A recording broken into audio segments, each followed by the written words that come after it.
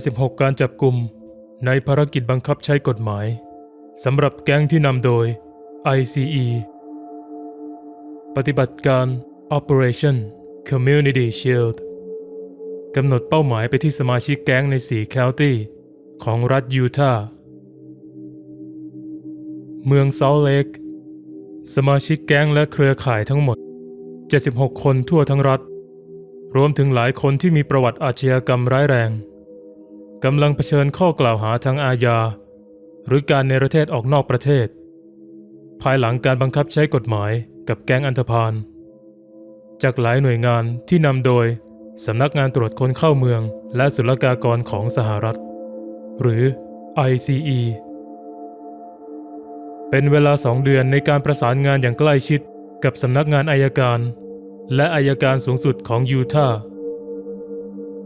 การจับกุมเป็นส่วนหนึ่งของการริเริ่มอย่างต่อเนื่องโดย National Gang Unit ของ ICE ที่เรียกว่า Operation Community Shield ในฐานะที่เป็นส่วนหนึ่งของความคิดริเริ่ม ICE ร่วมมือกับหน่วยงานบังคับใช้กฎหมายของรัฐบาลกลางมลรัฐและระดับท้องถิ่นทั่วประเทศ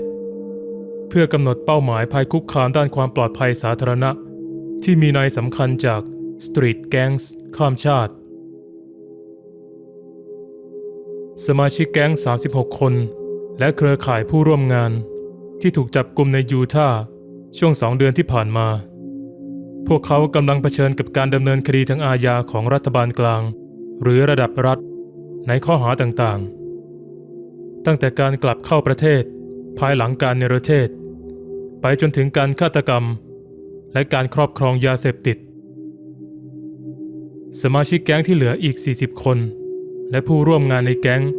เป็นชาวต่างชาติที่กำลังถูกดำเนินคดีเพื่อเนรเทศ Operation Community Shield เป็นความร่วมมือเชิงรุกที่ออกแบบมาเพื่อกำจัดสมาชิกแก๊งข้ามชาติและผู้ร่วมงานของพวกเขาออกจากชุมชนของเราเบรด แอล โทแมนอัยการสหรัฐแห่งรัฐยูทาห์กล่าวการลดความรุนแรงของแก๊งในยูทาห์เกี่ยวข้องกับความพยายามร่วมกันโดยเจ้าหน้าที่บังคับใช้กฎหมายในท้องที่มลรัฐรัฐบาลกลางและอัยการปฏิบัติการเกราะป้องกันชุมชนเป็นเครื่องมือหนึ่งที่เราจะใช้เพื่อกำหนดเป้าหมายการใช้ความรุนแรงของแก๊งในย่านยูทาห์เราตระหนักและซาบซึ้งในการมีส่วนร่วมของหน่วยงานท้องถิ่นมลรัฐและรัฐบาลกลางในการดำเนินภารกิจนี้ในบรรดาผู้ถูกตั้งข้อหาโดยรัฐบาลกลางนั้นมีชาวฮอนดูรัสวัย34 ปีซึ่งมีความสัมพันธ์กับแก๊งซูเรโญส13ซึ่งเคยถูกเนรเทศออกนอกประเทศมาแล้วอย่างน้อย5 ครั้งกัวเดลูเปอันเฟรโด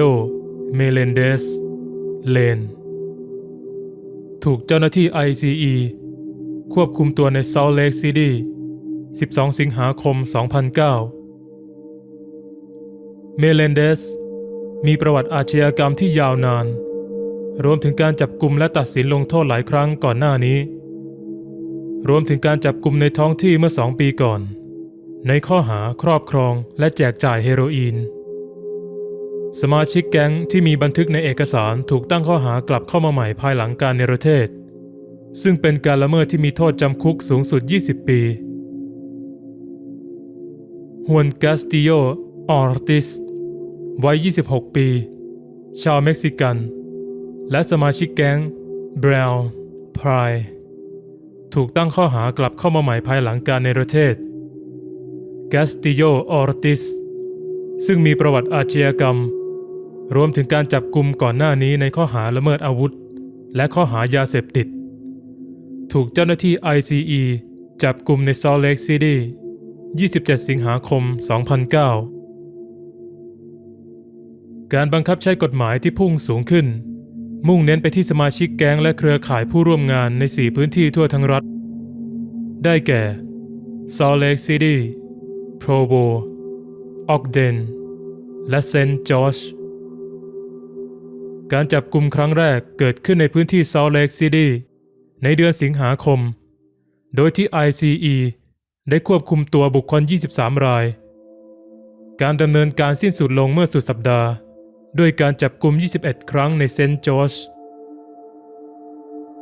การแทรกแซงการดำเนินการบังคับใช้กฎหมายในพื้นที่โพรโวและออกเดนส่งผลให้มีการจับกุม 17 และ 15 รายตามลำดับในเขตอำนาจศาลแต่ละแห่ง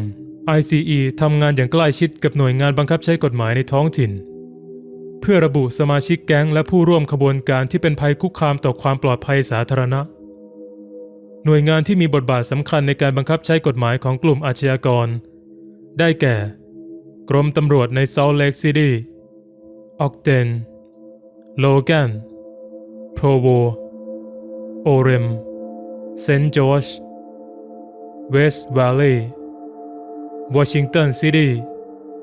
และพาร์คซิตี้สำนักงานนายอำเภอในแคชเดวิสวอชิงตันมิลเลอร์ด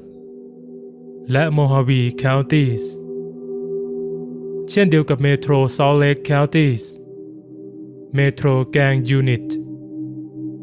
สายตรวจทางหลวงยูทาห์หน่วยงานความปลอดภัยสาธารณะของรัฐแอริโซนาและกองปฏิบัติการปราบปรามยาเสพติดกลางยูทาห์เจ้าหน้าที่ ICE กล่าวว่าความสำเร็จของการดำเนินการส่วนใหญ่มาจากการสนับสนุนพิเศษจากหน่วยงานปกครองท้องถิ่นเจ้าพนักงานปราบปรามและรัฐหน่วยจู่โจมจับมือกับ ICE ใน Operation Community Shield เพื่อทำสิ่งที่ผู้คนในยูทาห์ต้องการกำจัดบุคคลต่างด้าวที่ร้ายกาจที่สุดออกไปจากย่านที่อยู่อาศัยของเรามาร์ค ชอตเรฟอัยการสูงสุดของยูทาห์กล่าวในฐานะอัยการสูงสุดผมมุ่งมั่นที่จะปกป้องชาวยูทาห์จากสมาชิกแก๊งที่อันตรายเหล่านี้นับตั้งแต่ Operation Community Shield เริ่มขึ้นในเดือนกุมภาพันธ์ 2005 เจ้าหน้าที่ ICE ทั่วประเทศได้จับกุมสมาชิกแก๊งและเครือข่ายกว่า 14,000 รายโดยการจับกุมมากกว่า 200 ครั้งเกิดขึ้นในยูทาห์ปฏิบัติการล่าสุดนี้แสดงให้เห็นอย่างชัดเจนถึงการแก้ปัญหาร่วมกันของเราในการโจมตีและรื้อถอนแก๊งข้างถนนที่กำลังคุกคามชุมชนของเราจอนาธาน ไลน์ส์ผู้ช่วยเจ้าหน้าที่พิเศษที่รับผิดชอบสำนักงานสืบสวนของ ICE ที่ดูแลกิจกรรมของหน่วยงานในยูทาห์กล่าว ICE จะยังคงใช้หน่วยงานตรวจคนเข้าเมืองและศุลกากรที่มีเอกลักษณ์เฉพาะเพื่อกำหนดเป้าหมายไปยังองค์กรเหล่านี้ต่อสู้กับความรุนแรงและการข่มขู่ที่พวกเขามักกระทำโดยใช้ชุมชนของเราเป็นตัวประกันเพื่อสร้างความหวาดกลัวสมาชิกแก๊งชาวต่างชาติและผู้ร่วมเครือข่ายที่ถูกจับกุมในระหว่างการบังคับใช้กฎหมายในเชิงรุกต่อการละเมิดการเข้าเมืองถูกนำเข้าสู่กระบวนการเนรเทศพวกเขาจะถูกควบคุมตัวในความดูแลของ ICE และมีกำหนดการพิจารณาคดีเนรเทศต่อหน้าตุลาการผู้พิพากษาตรวจคนเข้าเมืองโดยชาวต่างชาติส่วนใหญ่มาจากเม็กซิโก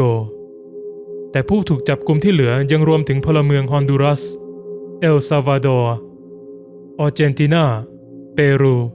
คิวบาและเวียดนาม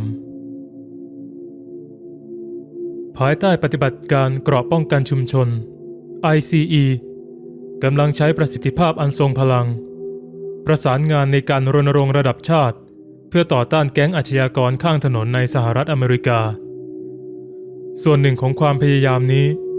National Gang Unit ของ ICE ได้มีการระบุกลุ่มแก๊งข้างถนนที่มีความรุนแรงและพัฒนาข่าวกรองเกี่ยวกับการเป็นสมาชิกแก๊งเครือข่ายผู้ร่วมงานกับกลุ่มอาชญากรกิจกรรมทางอาญาและการเคลื่อนไหวระหว่างประเทศของพวกเขาเพื่อยับยั้งขัดขวางและรื้อถอนการดำเนินการของแก๊งด้วยการติดตามและยึดเงินสดอาวุธและทรัพย์สินอื่นๆที่ได้จากกิจกรรมทางอาญาแก๊งข้างถนนข้ามชาติ มีสมาชิกแก๊งที่เกิดในต่างแดนจำนวนมากและมักเกี่ยวข้องกับการลักลอบขนคนเข้าเมืองและลักลอบขนของเถื่อนการหลบหนีเข้าเมืองและอาชญากรรมอื่นๆที่เกี่ยวข้องกับชายแดนเรียบเรียงและแปลโดยวนาลีฮันเตอร์